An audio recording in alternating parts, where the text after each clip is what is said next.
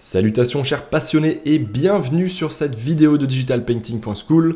Ici Spartan comme d'habitude et cette fois-ci je me suis lancé dans un digital painting un peu original, refaire un Pokémon en digital painting version réaliste. Cette image a été réalisée dans le cadre d'un exercice hebdomadaire sur le forum de digitalpainting.school dans lequel le but était de faire une image, un digital painting pour un autre membre pour Noël et la lui offrir en cadeau.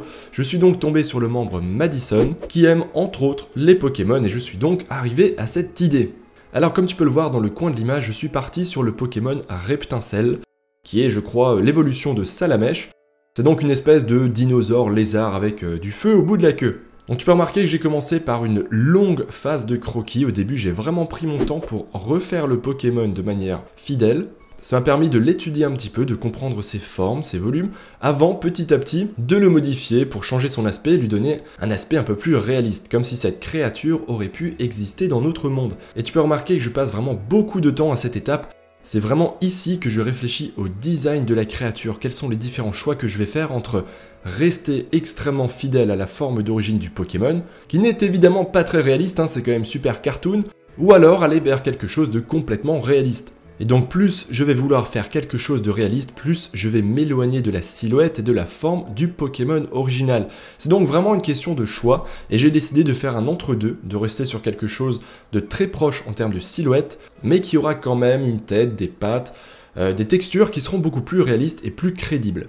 Et comme tu as pu le voir, cela n'est pas sorti de nulle part, je me suis vraiment inspiré d'animaux existants, je suis donc allé m'inspirer de reptiles, mais aussi de Vélociraptor pour faire sa tête. Donc ça m'a permis en même temps d'étudier un petit peu les animaux, de voir comment étaient les pattes des reptiles, leur queue, la tête, et j'ai essayé de mixer un petit peu tout ça dans une créature faite maison. Ensuite on passe à la phase de couleur, donc là je choisis la couleur de base, évidemment je suis resté très fidèle à la couleur d'origine du Pokémon, ensuite je lui ajoute des ombres et des lumières. Après ça, je vais faire quelques petites modifications sur le fond, mais qui ne sont vraiment pas très importantes dans ce digital painting. Et ensuite, je commence petit à petit à effacer la line, autrement dit, j'enlève les contours noirs, puisqu'ils enlèvent du réalisme. Là, tu peux remarquer aussi un petit choix amusant que j'ai fait, une partie qui m'a vraiment amusé, c'est sur le dessus de la tête, où j'ai fait le choix de lui rajouter des flammes également à cet endroit-là, derrière la corne qu'il a sur le sommet du crâne. Je trouvais que ça ferait un petit rappel assez sympathique. Avec le bout de sa queue qui est en feu, ça fait un petit rappel et puis ça permet aussi de donner peut-être une fonction, une utilité à cette corne qu'il a sur la tête.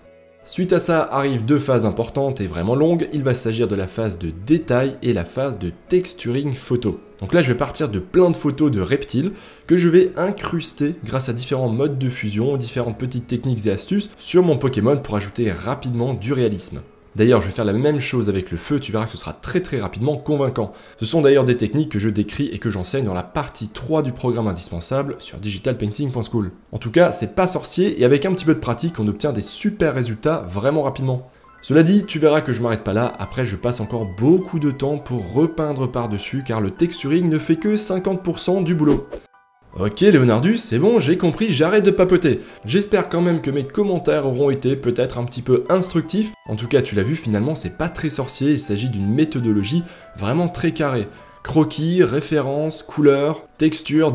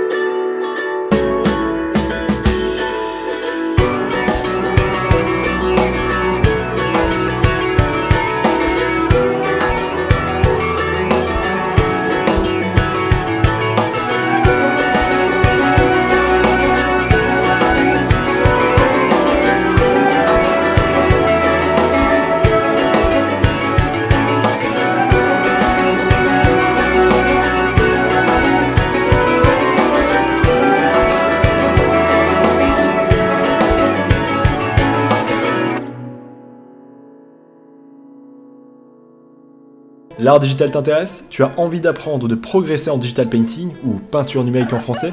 Je t'invite à aller sur digitalpainting.school. Tu retrouveras une communauté super sympa, des cours de qualité et un paquet de ressources gratuites. Allez, on se retrouve là-bas l'artiste.